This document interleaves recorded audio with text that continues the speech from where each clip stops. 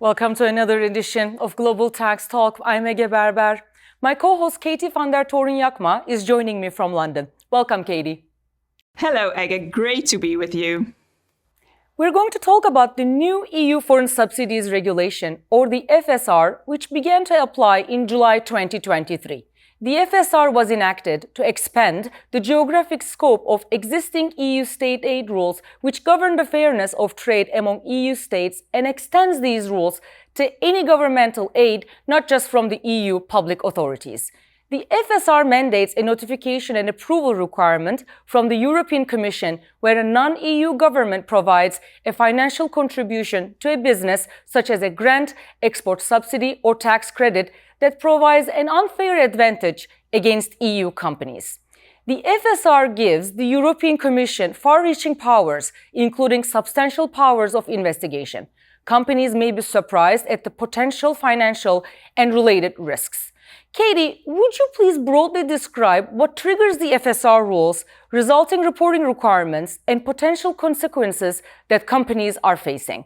Yeah, thank you, Ege. Well, to level set, a large range of multinational businesses may fall under the FSR rules, since the term financial contributions from non-EU governments is very broadly defined.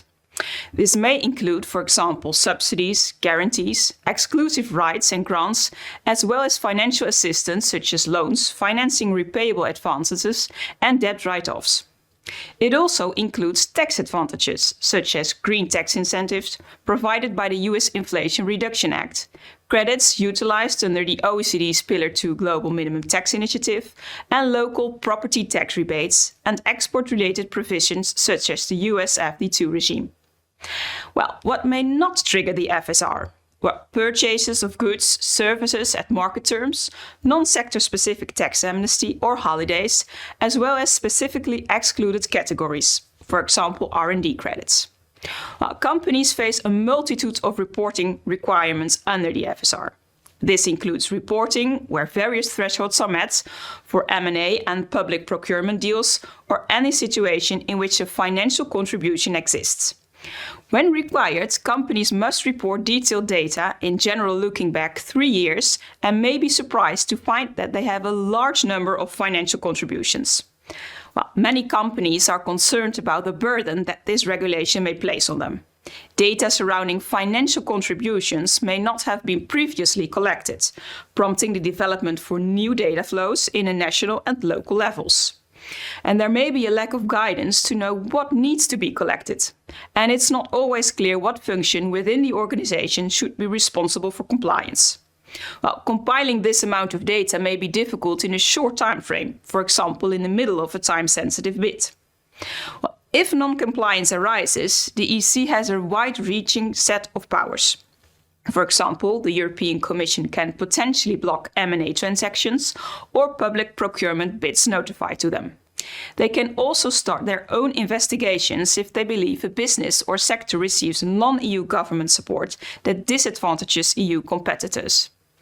The European Commission can require, for example, repayment of a subsidy, a change in a company's governance structure, and penalties of 10% of an entity's worldwide group turnover.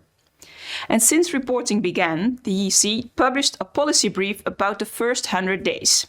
And since then, the EC has launched 3 in-depth investigations, announced its first ex officio investigation, and carried out unannounced inspections into the potentially market distortive role of foreign subsidies.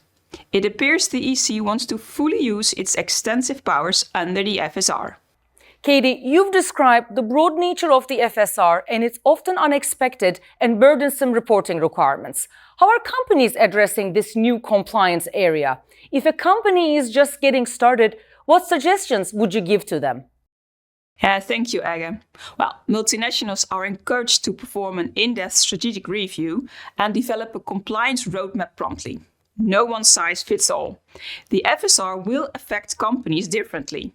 And action items could include developing new processes and resource plans quickly to gather relevant data, such as determining whether ERPs are fit for purpose or need upgrading.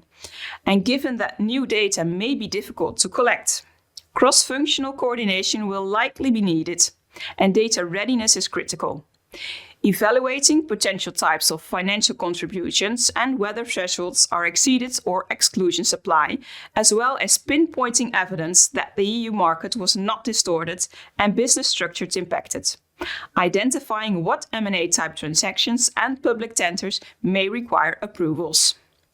Thank you for sharing your perspectives. Follow Global Tax Talk to track the status of new guidelines and rules released to clarify FSR implementation.